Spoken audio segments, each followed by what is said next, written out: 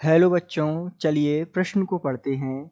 कैसे परिवर्तित करोगे प्रोपीन को प्रोपेन में? तो आइए बच्चों, मुख्य अवधारणा को समझते हुए हम इस प्रश्न को हल करते हैं तथा विस्तार पूर्वक जो है इसके परिवर्तन की क्रिया को या विक्रिया को समझते हुए हल तक पहुंचते हैं। तो आइए सबसे पहले बात करते हैं हम मुख्य अवधारणा की।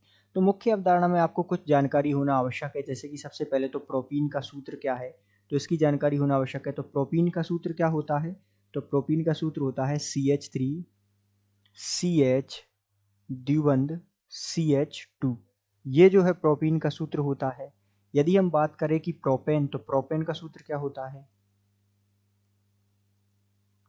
तो सामान्यतः प्रोपेन का सूत्र होता है CH3 CH2 CH3। ये प्रोपेन का सूत्र होता है। और हमें इसकी क्रियाविधि या अभिक्रिया की जानकारी होना आवश्यक है कि किस प्रकार हम जो है इसे परिवर्तित करेंगे, तथा साथ में अभिकर्मक की जानकारी भी हमें होना आवश्यक है कि किस अभिकर्मक की सहायता से हम इसे परिवर्तित करेंगे। तो आइए इन सब की जानकारियों को एकत्रित करते हुए हम इस प्रश्न को हल करते हैं। तो बात करते हैं प्रोपीन की।